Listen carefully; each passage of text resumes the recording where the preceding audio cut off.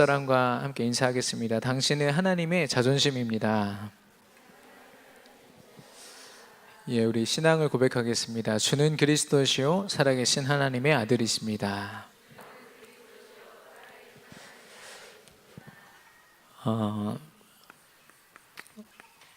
우리의 믿음의 고백을 하나님이 기뻐하시고 또 그 고백을 통해서 하나님이 우리를 사용하실 줄로 믿습니다.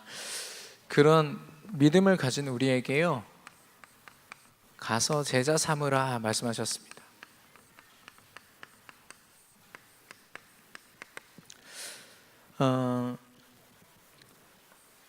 가서 제자 삼으라 말씀하시기 전에 하나님은요, 우리 자신에게 예수가 그리스도 되신 그 언약을 허락하셨습니다. 우리 인생의 어떤 일부만 해결된 것이 아닙니다. 어떤 기사에 보니까 이 다락방 전도 운동이 기독론의 기본에 기초한 그 복음을 가지고 전도 운동에 성공했다라고 했거든요. 거기서 그 기사를 쓴 그 교단의 한계를 보았습니다. 예수가 그리스도 되신 언약이 그분들에게는 아주 일부인 거예요. 기독론이 있고 인간론이 있고 신론이 있고 그렇거든요. 그 중에 하나, 기독론 하나를 붙잡고 그걸 전략 삼아서 우리가 전도운동하고 있다는 겁니다. 우리가 하고 있는 게 일부입니까? 예수가 그리스도 되신 언약이 일부일까요? 아니요, 우리의 전부인 줄로 믿습니다. 그렇기 때문에 예수가 그리스도 되셔서 모든 문제를 완전히 해결하신 거예요. 모든 문제를 해결받음과 동시에 우리는 무엇을 가졌냐? 답을 가진 겁니다. 답을 가진 사람은요, 나의 형편을 고려하지 않습니다. 답을 가졌는데요. 내가 형편 때문에 답을 못 줍니까? 답을 가졌는데요. 그래서 하나님은 저와 여러분이 어떤 모습을 하든 우리의 삶을 통해서 그리스도를 모르는 현장을 살리게 하실 것이고, 또 우리 귀한 후대 현장에도 하나님은 답을 주는 자로 우리를 사용하실 줄로 믿습니다. 그래서 하나님이 말씀하십니다. 가서라고 하셨거든요. 이 가서라는 말은 하나님이 우리에게 아무것도 준비 안 하시고 우리의 능력만, 우리 어떤 스펙을 의지해서 가라고 말씀하신 게 절대 아닌 거죠. 성경적으로 모든 믿음의 우리 조상 선배들이요, 하나님이 성경의 말씀을 통해서 이루어 가신 것들을 보았기 때문에 그들이 쓰임 받았던 겁니다. 우리에게 하나님이 성경적인 모든 준비를 다 마치셨다고 했어요. 그리고 우리가 가는 그 길에요, 예수 그리스도의 그 권세, 그리스도의 삼중직의 권세로, 임마누엘의 함께 하시는 그 권세로 우리와 동행하시겠다라고 약속하셨습니다. 그러면 우리는 우리 형편을 보면서 주저할 이유가 없는 거죠. 하나님이 다 준비하셨고, 그리고 그리스도의 권세로 함께 하시고, 그게 성경의 증거도 다 있어요. 우리는 주저할 이유가 없는 줄로 믿습니다. 그래서 가서 무엇을 하느냐?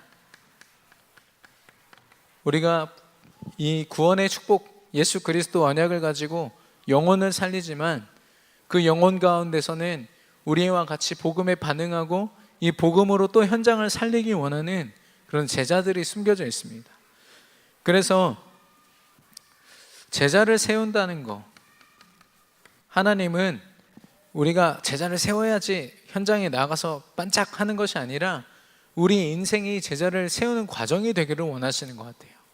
그래서 우리 강단의 말씀 속에 저는 중요하게 붙잡은 부분이 지속이었습니다. 먼저는 우리가 살고 있는 삶이죠. 말씀, 예수가 그리스도라는 언약을 붙잡고 살아가는, 사도행전 1장 1절의 언약을 붙잡고 살아가는 것, 그리고 그 말씀을 붙잡고 현장에 복음을 증거하기 원하며 하나님 나라를 이루기 원하는 전도, 그리고 제자를 세우고 영혼을 살리는 증인으로 서기 원하는, 그리고 그 속에서 내 힘과 내 것을 드러내는 것이 아니라 오로지 기도에 집중함으로 하나님의 역사를 보기 원하는 것, 이게요 우리가 하고 있는 지금 삶 오늘입니다. 근데 이게 반짝 우리가 제자 세워지가 아니라 우리 일생 속에서 계속 반복되는 겁니다. 과정으로요. 또 하나님이 이뤄가시는 특별히 운동이라고 하셨습니다. 말씀이 아니라 말씀 운동, 전도가 아니라 전도 운동이, 또 증인이 아니라 제자 운동이, 그리고 기도가 아니라 기도 운동이 되는 그 축복을 우리에게 허락하실 줄로 믿습니다. 그래서 이 여정을 계속 걷다 보면, 하나님의 계획 뜻을 따라서 현장에서 여기에 집중하다 보면 하나님이 제자와의 만남을 허락하시는 겁니다. 복음에 반응하지만 특별히 복음을 가지고 현장에 서기 원하는 제자들, 그리고 그들과 함께 그 제자들과 함께 하나님은 또 다른 제자를 세우고 또 그들을 양육할 수 있는 시스템을 세우신다고 약속하셨습니다. 이 시스템은요, 특별히 복음의 말씀으로 지속하여서 양육하기 위한 시스템. 그래서 함께 교회화되어서 교회의 흐름을 통해 중요한 응답을 함께 누리고, 결국에는 끊임없는 제자의 재생산의 응답의 장이 되는 것이죠. 그래서 이 제자를 삼으라 라고 하면은 당장 내가 지금 전도도 제대로 못하고 있는데 무슨 말씀이십니까? 혹시 부담이 되십니까? 지난 강단에서 이종호 선교사님이 부담으로 느끼는 것은 사단이 잡고 있다는 거라고 했습니다. 우리가 살아가는 전도자의 삶 자체가 제자를 세우는 여정인 줄로 믿습니다. 하나님께 집중하고 복음에 집중하면 하나님은 이 따라오는 응답으로 제자와 시스템을 우리에게 허락하실 줄로 믿습니다. 왜 우리가 복음에 집중하면서 현장에 제자를 세우고 시스템을 세워야 될까요? 잘 생각해 보셔야겠습니다. 칼빈이라는 신학자가 그렇게 인간에 대해서 굉장히 안 좋게 얘기를 했어요. 뭐라고 했냐면 인간은 우상 제조기다라고 했거든요. 시키지도 않았는데 끊임없이 우상을 만들어서 그것을 의지하고 하나님을 대적한다. 그런 존재가 우리 인간이다. 이렇게 얘기를 했는데요. 어제인가요? 미국 대법원에서 성전환자의 성 정체성에 따라서 화장실을 마음껏 사용할 수 있도록 허용을 했어요. 그 말은 내가 어떤 모습을 하든 상관없이 내 생각에 내가 여잔 것 같고 내가 남자인 것 같으면 그냥 화장실 사용하는 겁니다. 그래서 화장실을 통합해 버렸어요. 나눠져 있지 않습니다. 근데 또 미국의 많은 사람들이 통합하지 말자고 반대를 그렇게 던지는데도요, 반대표를 던지는데도 아랑곳하지 않는 거 있죠. 동성애라는 이런 부분이 계속되는 영적인 싸움인 것 같습니다. 우리가 기도의 끈을 놓지 말아야 되는 부분이겠죠. 그 동성애자들이 늘 외치는 게 뭐냐면 인간의 존엄성이에요. 인간의 존재 이유가 서로 존중해줘야 되지 않냐. 근데 그게 영적인 문제라면 다른 이야기죠. 영적인 문제고 치유될 수 있는 문제라면 답을 줘야 되는데 답이 없으니까 그냥 서로 문제를 이해하고 인정하고 살아가는 겁니다. 근데 진짜 인간의 존엄성은요, 하나님과의 관계에서 나의 인간을 창조하신 하나님과의 관계가 회복돼야만 회복될 수 있는 건데 그걸 모르는 거 있죠. 그래서요, 하나님은 이 답을 가지고 있는 저와 여러분을 들어서 이 일을 하시겠다라는 겁니다. 아무리 정치인이고 뛰어난 사람이라도요, 오히려 지식인일수록 하나님을 대적하면 대적했지 이걸 모르더라고요. 저와 여러분이 그래서 너무 귀한 줄로 믿습니다. 저와 여러분이 이 일에 쓰임 받아야 돼요. 그리고 지금 여러 가지 정신병들이요, 의사들도 알지 못했던 정신병들이 계속 지금 생겨나고 있어요. 이걸 이제 정신보건 당국에서 이거를 어떤 이름으로 이 병은 이런 이름이다라고 계속 정의를 내리고 있는데요, 정의만 내렸지 그거에 대한 해답을 누구도 제대로 제시하지 못해요. 다 정신병원에다 가둬두고 그냥 지켜보는 거죠. 많은 정신 문제가 하나님을 누리지 못함으로, 참된 행복을 만나지 못함으로 오는 문제인데 안타까운 현장을 많이 보게 됩니다. 이뿐만 아니라 뉴스를 볼 때마다 복음으로 보니까 그런 것들이 보여지는 거 있죠. 저와 여러분은 답을 가지고 있는 줄로 믿습니다. 그래서 답을 가지고 여러분이요, 어떤 모습으로 어떻게 살아가든 여러분이 살아가는 하루는 답을 가진 하루요, 또 답을 줄 수 있는 증인의 하루인 줄로 믿습니다. 그래서 이런 하루하루를 위해서 우리가 복음에 매일 집중해야 되는데요. 그래서 제목이 매일 복음 집중입니다.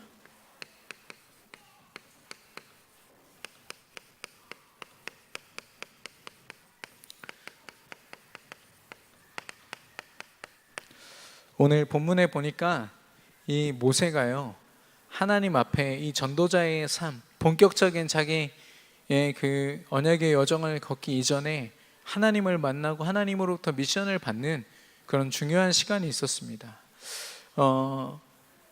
그런 모세의 그 경험이 우리에게 매일같이 체험되어야겠어요. 우리가 하루하루 살면서 내가 가진 복음을 확인하고 나의 정체성을 확인하고 또 하나님이 주신 미션을 확인하고 또 그것으로 살아가고, 이게 전도자의 삶인데요. 그래서 오늘 그 모세가 하나님을 만난 곳이 바로 호렙산입니다. 우리 호렙산 체험이라는 강단 말씀으로도 우리에게 선포하셨는데, 이 호렙산이 중요한 이유는 하나님을 만난 곳이기 때문에.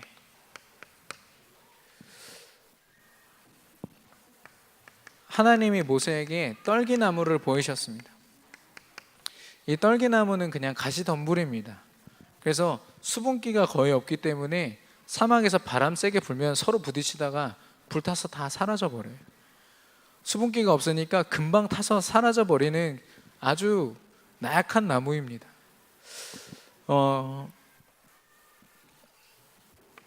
근데 이런 떨기나무가 사막에 많이 있다고 해요. 그렇게 흔하디 흔하고 약해 빠진 그런 모습이 바로 이 당시에 이스라엘의 모습이었고 모세의 모습이었습니다. 쉽게 말하면 스스로는 절대 회복될 수 없는 연약한 상태, 부족한 상태.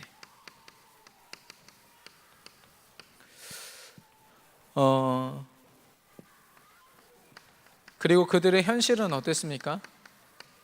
노예의 모습으로 애굽의 그 우상을 만드는 자리에 있었어요. 하나님이 아브라함을 통해서 이스라엘 백성들을 아브라함을 시조로 해서 하나님의 언약의 백성이 되게 하셨는데요, 그 축복을 다 잃어버린 채 그 현실은요, 그냥 애굽에서 우상을 만들고 또 거기 애굽에서 받는 고깃국 얻어먹는 그런 노예의 삶이 이들에게 완전히 체질되어 있었어요. 그래서 실패가 체질이 되어 있고 포기가 체질되어 있고 낙심이 체질되어 있는 상태. 아주 최악인 상태처럼 보이지만 우리에게도 이런 시간들이 있습니다. 믿음으로 늘 서 있는 존재가 아니죠. 우리도 불신앙 속에 때로는 넘어질 수가 있고 상황이나 여러 가지 우리의 삶의 모습들이 이렇게 어려움을 당할 수 있습니다. 그러나요, 이렇게 최악이라고 최악으로 보여지는 그때가 하나님이 쓰시기에는 참 좋은 시간인 거 있죠. 이스라엘 백성들이 만약에 애굽에서 어느 정도 지위를 가졌다고 생각하면 출애굽에 다 동의했을까요?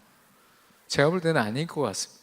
안 그래도 불신앙 가득한 그 이스라엘 백성들이 그 애굽에서 어느 정도 지위를 가지고 자기 기득권이 있었다면 아마 대부분이 안 나오지 않았을까, 출애굽하지 않지 않았을까 싶은데, 워낙 상태가 이러니까 모세 한 명 세워서 나오라고 하니까 그 몇백만 명이 한 번에 다 나온 겁니다. 그래서 이렇게 떨기나무와 같이 연약하고 부족한 이스라엘 백성들에게 하나님이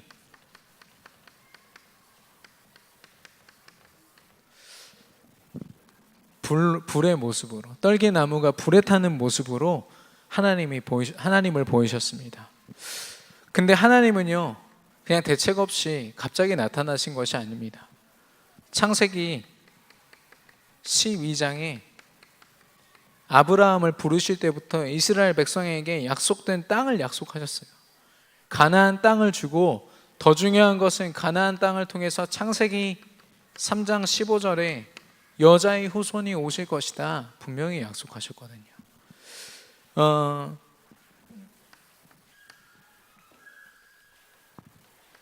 그리고 그 하나님은요, 출애굽기 3장 14절에 말씀하셨습니다. 나는 스스로 있는 자라고 하셨어요.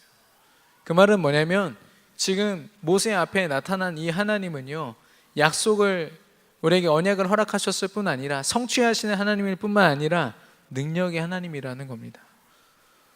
어떤 것도 하나님의 창조함 없이는 이 땅에 있을 수 없거든요. 누군가 만들지 않고는 있을 수 없는데 스스로 계신 자라고 했습니다. 하나님만이 절대자요, 하나님만이 절대 가능하시다라는 거죠. 그 하나님이 모세에게 주신 말씀은 뭐냐? 이 창세기 3장 15절의 언약으로 주셨지만 우리가 붙잡은 예수가 그리스도라는 언약을 지금 모세에게 보이시고 계신 겁니다. 모습으로 말미암아. 그래서 떨기나무가 이 불에 타고 있는데요, 그 떨기나무가 타지를 않는 거 있죠. 이 떨기나무가 아무리 연약하고 부족하더라도 하나님과 함께 할 때 그 누구도 그 떨기나무와 같은 연약해 보이는 그 이스라엘 백성을 흠있게 할 수 없다, 흠집을 낼 수 없다, 이걸 보여주신 거죠. 그래서 언제든 불타서 소멸할 수 있는 떨기나무가 하나님이 함께 하시면 절대 소멸될 수 없다, 이걸 말씀하시는 겁니다. 그래서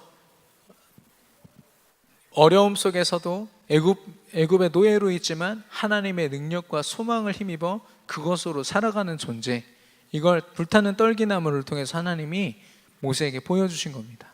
절대 가능한 하나님의 능력을 보여주신 거죠. 그런 하나님께서 모세에게 말씀하십니다. 신을 벗으라고. 신을 벗는다는 것은 나의 권리를 포기한다는 뜻입니다. 이 당시에는 종들은 신을 신을 수가 없었거든요. 그 말은 하나님이 신을 벗으라 말씀하신 것은 하나님이 모세에게 주인 되시겠다라는 것이고, 또 모세에게는 네가 나의 종이다 라고 말씀하신 겁니다. 여러분, 알라딘이라는 그 영화가 지금 개봉을 했거든요. 알라딘이 원래 디즈니 만화입니다. 애니메이션인데 이걸 실사화 해가지고 영화로 만들었어요. 근데 잘 보시면 내용이 좀 다른 부분이 있습니다. 거기 보면은 여러분 다 안 보셔가지고 지금 저만 보고 계신데 거기 보면 내용이요, 조금 달라진 부분이 뭐냐면 이 공주가 왕이 돼요. 원래 애니메이션에 없는 장면입니다. 공주가 자기가 왕이 될 수 있어 라고 얘기하면서 그 나라 왕직을 물려받으면서 영화가 끝나거든요. 그 말은 뭐냐면은 이 만화를 실사화했고 똑같이 만들었다고 하지만 거기에 분명한 메시지를 담고 있는 거죠. 지금 흐름 속에 있는 페미니즘이나 이런 내가 할 수 있고, 내가 그 예전에 그 구습을 이기고 내가 새로운 시대를 열겠어, 이런 뉴 에이지적인 그런 분명한 메시지를 담고 영화들이 만들어지고 있는 겁니다. 그래서 여러분이 그런 걸 막 무조건 보라는 게 아니라 그런 필요한 것들은 우리 렘넌트들이 보고 속지 않도록 우리가 복음의 눈으로 봐야겠다, 이런 생각이 들더라고요. 그래서 거기 영화에서 계속 나온 게 뭐냐면 내가 주인공이야, 또 내가 불가능한 건 없어, 계속 그 메시지를 던져주는 거 있죠. 근데 얼마나 화려하게 그걸 보여주는지요, 저도 막 정신 놓고 보다가 뒤늦게 이제 파악을 한 거죠. 이런 메시지가 있구나. 그리고 이제 저희 와이프가 이제 운전 면허를 좀 따보려고 이제 운전면허 시험을 이게 어플로 받아가지고 이렇게 시험을 보는데요. 보고 배운 게 저한테서 배운 거밖에 없잖아요. 근데 운전면허 시험에서 그 함정이 되는 단어가 하나 있습니다. 뭐냐면 신속히, 재빠르게. 이게 나오면 다 그건 아니거든요. 운전하면서 재빠르게 하고 신속히 하면 절대 안 되는데 제가 가르쳐 준 게 그거밖에 없나 봐요. 그걸 다 찍더라고요. 네, 노란불이 됐을 때 신속하게 빠르게 빠져나간다. 그렇구나 했는데 틀렸어요. 제가 회개가 얼마나 되는지요. 네, 저는 뭐 바쁘다는 이유로 제 핑계를 대면서 그렇게 했는데 알고 보니까 다 틀린 내용입니다. 저와 여러분이 살아가는 삶이 다 맞습니까? 하나님 앞에서 우리의 삶을요 제대로 점검해야 되는 거죠. 나도 모르게 내 삶이요 내 사상이 주인 돼가지고 하나님보다 더 높아져 있는 것들이 있거든요. 그런 것을 향해서 신을 벗으라 지금 말씀하시는 겁니다. 그래서 하나님이 주인 되시고 그리고 내가 하나님의 종 되는 것, 이것을 하나님이 원하시는데요. 이 신을 벗는 것은요 누구에게든 축복이 됩니다. 아무리 많이 가진 사람들도요, 또 많은 학식을 가진 사람들도, 또 반대로는 아무리 무너져 있고 절망 속에 있고 또 하나님과 멀어져 있는 사람들일지라도 하나님 앞에서 신을 벗는다, 최고의 축복이 될 줄로 믿습니다. 어떤 응답을 허락하시냐면요, 바로 치유의 응답을 허락하시는데 영적인 근본 치유입니다.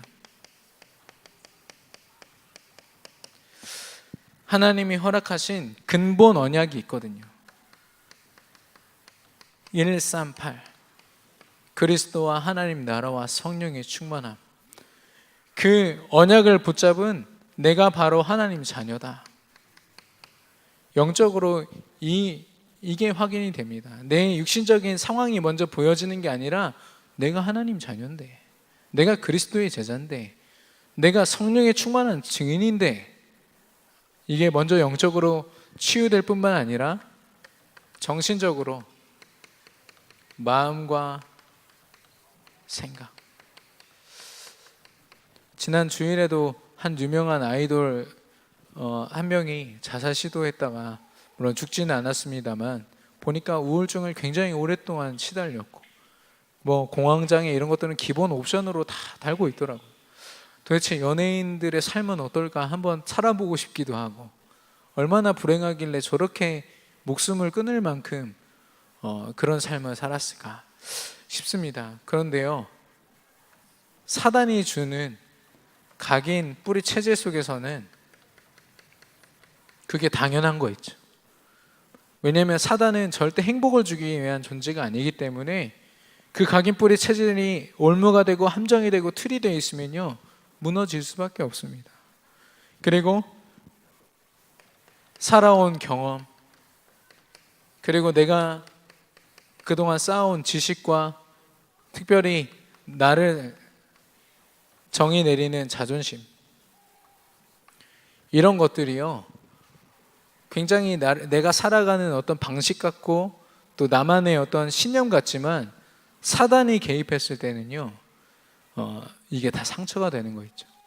이게 결국에는 그 사람을 무너뜨리는 사단의 통로가 되어버립니다. 그래서 하나님은요 온전히 그리스도를 하나님을 주인 삼아서 이 모든 것들, 우상되어 있는 것들을 깨버리라 말씀하시는 겁니다. 그래서 경험으로 사는 게 아니요, 지식으로 사는 것이 아니요, 자존심으로 사는 게 아니라 하나님 주신 말씀으로 우리가 살아야 될 줄로 믿습니다. 그리고 그러다 보면 우리의 육신에 우리의 삶이 치유되는데요, 육신적인 참된 삶의 치유의 모습은 어떨까요? 어떤 모습일까요? 병이 낫고 어떤 상황이 좋아지고 예배 드리기 좀 좋은 환경이 되는 게 응답일까요? 치유일까요? 저는 모세의 모습을 보면서 말씀 앞에 준비된 상태, 하나님이 가라 하시면 가고 하나님이 멈춰서라 하시면 멈춰서고, 하나님이 혹시나 어떤 현장에서 복음 전하다 죽어야 된다고 하시면 죽음을 각오하고 전도할 수 있는 사람. 그건 죽으란 말이 아니라 복음 전하란 말이죠. 그래서 최고의 삶에 치유된 상태는 뭐냐? 하나님이 강단을 통해서 말씀을 하실 때 그 말씀 앞에 아멘 하면서 화답할 수 있고 실제 그 삶을 살 수 있는 상태. 그래서 여러분, 이력서가 뭐냐면은 밟을 이자에 지날 역자입니다. 뭐냐면 지난 날 동안 내가 밟아온 것들, 내가 뭘 할 수 있고 뭐를 할 수 없고 이런 것들이 이력서 아닙니까? 근데 하나님은 사실 이거에 관심 없습니다. 하나님의 일을 진행하고자 하실 때는요, 하나님은 이 언약에 근거한 중심을 보시는 줄로 믿습니다. 다윗을 보실 때도, 다윗을 처음 왕으로 기름 부으실 때도 중심을 보셨다고 했거든요. 그래서 저와 여러분이 어떤 다른 나의 육신적인 것, 또 다른 나의 자존심을 내세우기 이전에 참된 하나님 앞에 우리의 주인된 신을 벗음으로 말미암아 우리의 중심을 고백하게 되기를 축원합니다. 하나님이 이렇게 신을 벗고 하나님 앞에 종으로 나온 이 모세에게요, 명령하십니다. 인도하여 내게 하리라. 인도하여 내게 하리라.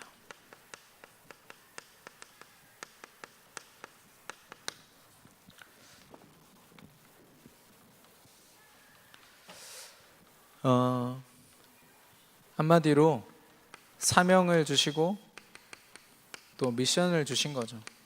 어떻게 살아가야 할지를 하나님이 구체적으로 알려주신 겁니다.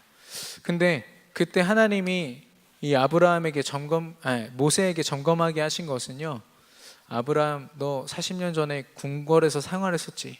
그때 했던 너만의 스펙을 다시 한번 끌어올려봐. 그걸로 네가 바로왕을 상대할 수 있도록 해줄게. 하나님 그렇게 하지 않으셨어요. 혹은 막 무장을 시키셔가지고 싸움을 할 수 있도록 하신 것도 아닙니다. 하나님이 모세를 어떻게 쓰셨냐면 모세가 가지고 있던 지팡이 하나만 가지고 가게 하셨어요. 하나님은 그때 그 자리에서 믿음을 고백하고 하나님을 주인으로 고백하는 그 자리에 있는 우리의 모든 것을 원하십니다. 우리가 가진 나의 전부, 그걸 들어서 하나님의 일을 위해서 쓰시는 거죠. 그래서 영적인 서밋이라고 하면 우리 렘넌트들은 그래도 뭔가 그 직업적인 성공을 늘 떠올리게 되는데요, 사실상 그게 아닌 거 있죠. 하나님이 쓰시는 것이 바로 하나님의 쓰임을 받는 것이 영적인 서밋인 줄 믿습니다. 그래서요, 이 절대 불가능한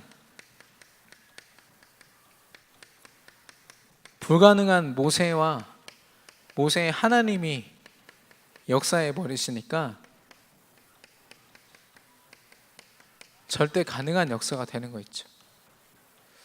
모세는 아무것도 할 수 없는 존재인데 거기에 하나님이 역사해 버리시니까요, 그 인생이 모든 것이 절대 가능한 인생 되는 겁니다. 모세가 이 시간을 통해서 하나님을 주인으로 고백한 게 뭐냐면 I am nothing이에요. Nothing. 나는 아무것도 아닙니다. 하나님, 나는 아무것도 아닙니다 라고 고백했는데 하나님 뭐라고 하셨을까요? I am nobody라고 했거든요. I am nobody라고 고백했는데 하나님은 네가 nobody, 아무도 할 수 없는 일을 내가 하도록 하겠다라고 약속하셨습니다. 모세는 아무것도 할 수 없다, 나는 그런 사람이 아니다 고백을 했지만 하나님은 그런 모세에게 역사하셔서 아무도 할 수 없는 일을 하게 하신 겁니다. 그래서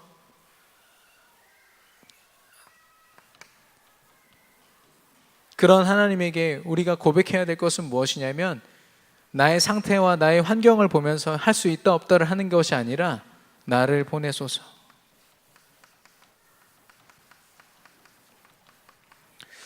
이사야서 6장 8절에 보니까 저 황폐한 땅을 위하여 우리를 위하여 누가 갈고 하시니 나를 보내소서, 내가 여기 있나이다. 이사야 선지자가 대답했거든요. 그리고 이 산지를 내게 주소서.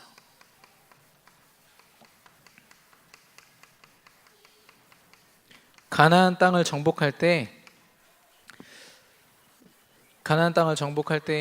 헤브론이라는 곳이 너무 험하고 또 그 족속이 정복하기 어려운 땅이라서 여호수아가 고민하고 있을 때 갈렙이란 사람이 앞으로 나서면서 이야기합니다. 내가 80세이고 나이도 제일 많지만 하나님과 함께하면 얼마든지 할 수 있습니다. 이 산지를 내게 주소서. 나의 그 상태를 보면 불가능하지만 하나님이 함께 하시면 내가 할 수 있다. 이런 고백을 한 겁니다.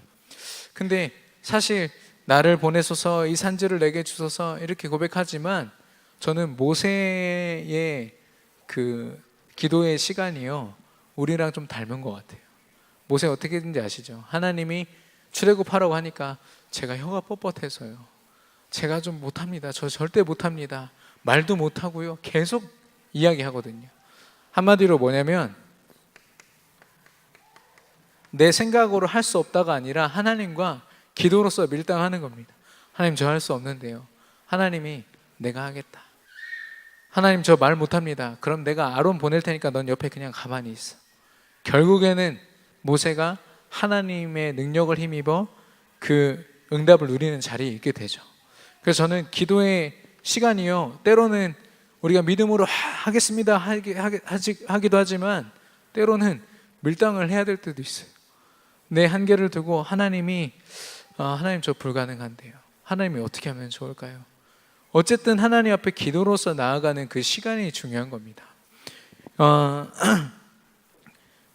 그때 하나님이요, 이 모세를 들어서 하나님의 미션을 정확하게 설명하십니다. 인도하여 내게 하리라. 이 하리라라는 말은 뭐냐면은 하나님의 역사, 하나님의 절대 주권을 이야기합니다. 사도행전 1장 8절에 성령이 너에게 임하시면 권능을 받고 땅끝까지 증인 되리라. 이 말은 하나님이 하시겠다라는 거죠. 사도행전 19장 21절, 로마도 보아야 하리라 바울에게 말씀하셨습니다. 그 말은 내가 보게 하겠다라고 말씀하신 거죠. 그리고 사도행전 27장 24절에 보니까 가이사 앞에 서야 하겠고 또 말씀하십니다. 왕 앞에 서는 그 엄청난 일을 내가 할 테니까 너는 순종만 하면 돼, 따라오기만 하면 돼 말씀하신 겁니다. 마찬가지로 이 모세를 통해서 하나님이 인도하여 내게 하리라 말씀하신 겁니다. 하나님의 절대 주권으로 하나님이 하시겠다라는 거죠. 그래서 결과적으로 이 모세는요, 출애굽기 3장 18절에 하나님이 지시할 땅에서 그리스도 언약, 여자의 후손 언약을 붙잡고 희생제사, 피 언약을 확인하는 그런 여정을 걷게 됩니다. 그래서 모세는 이렇게 호렙산에서 하나님을 만나고 또 그 하나님을 주인으로 인정하고 또 그 하나님의 미션을 받음으로 하나님을 의지하는 하루하루를 보냅니다. 그 애굽에 가가지고 바로 왕을 설득하는 그 모든 과정 속에서 보면 이거의 반복이에요. 하나님께 또 나아갑니다. 하나님, 바로가 말을 듣지 않습니다. 그때 하나님 말씀하십니다. 이렇게 해라. 또 미션을 주시면 그걸 가지고 또 나아가는 거죠. 그게 반복됐을 때 결국에는 그 바로 왕이 무릎 꿇는 10가지 기적을 체험하게 하시고 또 홍해가 갈라지는, 또 광야 생활 속에 하나님이 완벽하게 인도해 가시는 그런 언약의 여정, 그 언약의 여정을 모세가 걷게 됩니다. 하나님이 그 광야 생활 속에서도 참 어려움이 많았지만 하나님이 세밀하게 함께 하셨기 때문에 그 모세와 이스라엘 백성들이 걷고 있는 그 여정을요, 가나안 땅에 있는 족속들이 간담이 녹을 만큼 두려워했다고 했습니다. 저와 여러분이요, 매일같이 사모늘 속에 하나님을 만나는 겁니다. 그리고 그 하나님이 하나님 앞에서 내가 하나님을 대적해서 높아져 있던 모든 것을 내려놓고 하나님을 주인으로 고백할 때 하나님은 우리에게 하나님의 일을 맡기실 것이고 우리는 그 일을 행하는 하루를 살게 될 줄로 믿습니다. 조용히 이 길을 걷다 보면요, 우리의 현장에 있는 사단의 모든 역사, 그 사단 흑암 세력이 우리의 삶을 보고 두려워 떨게 될 줄로 믿습니다. 결국에는 그 현장을 우리의 삶을 통해서 정복하게 하실 줄로 믿습니다. 결론입니다.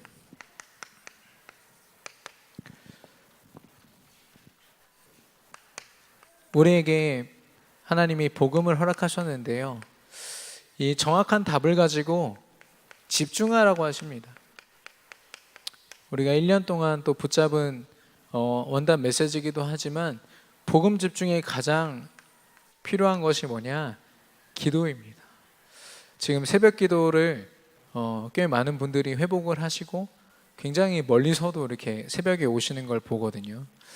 근데 절대로 헛된 발걸음이 아니라는 걸 자부할 수 있는 것은 이 여정이기 때문에 바로 왕이 무릎 꿇고 그 우상 문화가 하나님 앞에 무릎 꿇는 시간입니다. 그래서 복음 집중하는 그 기도의 모습, 물론 우리 복음의 언약을 붙잡은 저와 여러분은 헛된 기도를 하지 않겠지만 많은 하나님을 믿는 사람들이 나를 위한 기도를 하거든요. 하나님을 위한 기도를 하지 못합니다. 왜냐하면 그 기도 속에 감사가 없기 때문에. 나의 필요를 따라서 하는 기도는 절대 감사할 수 없습니다. 나를 구원하심에 감사, 예수 그리스도 언약을 허락하심에 감사,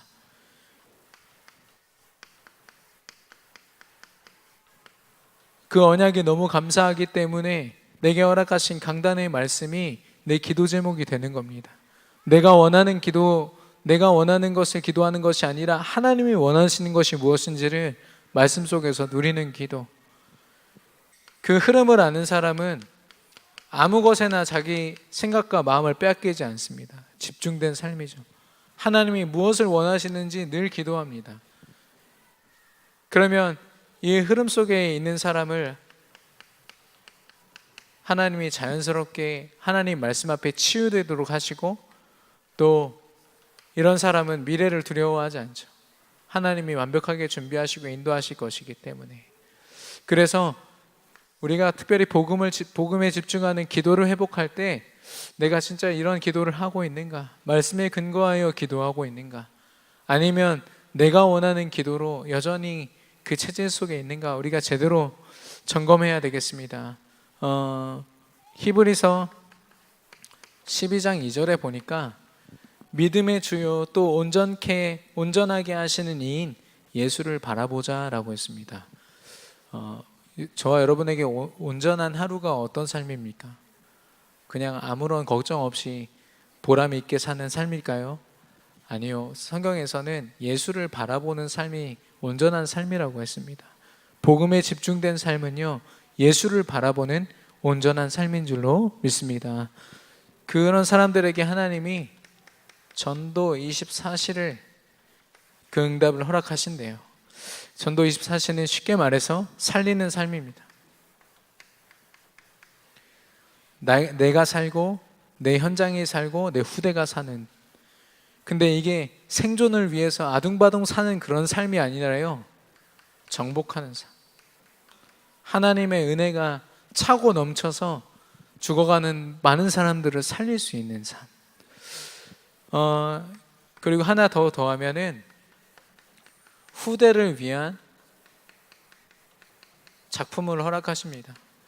모세가 호렙산에서 하나님을 만나고 주인으로 하나님을 모시고 하나님의 인도를 받아 출애굽이라는 엄청난 일을 행하잖아요. 근데 그 다음으로 물려받은 이 여호수아서 5장 15절에 보니까 모세와 똑같은 그 수순을 받습니다. 뭐라고 했냐면, 여호와의 군대 장관이 여호수아에게 이르되 내 발에서 신을 벗으라. 내가 선 곳은 거룩하니라. 여호수아가 그대로 행하니라. 모세가 하나님을 만나서 하나님의 미션을 받아 출애굽을 했던 것처럼 이제는 여호수아가 그 대를 이어가지고 하나님을 만나고 또 하나님을 주인으로 모시고 신을 벗고 이제는 가나안의 실제적인 정복을 두고 하나님의 미션을 받는 자리를 이제 걷게 되는 겁니다. 모세가 남긴 그 작품 그대로 여호수아가 밟는 것이죠. 저와 여러분의 언약의 여정을 우리 후대들이 그대로 밟게 될 줄로 믿습니다. 우리가 걷고 있는 이 길이 좀 부족해 보이고 연약해 보일지라도 분명히 승리하는 길이기 때문에 하나님은 이 여정을 통해서 우리 후대들까지도 승리케 하실 줄로 믿습니다. 매일 복음에 집중하며 가서 제자를 삼는 저와 여러분이 되기를 축원합니다. 주신 말씀 붙잡고 이 시간 합심으로 기도하겠습니다.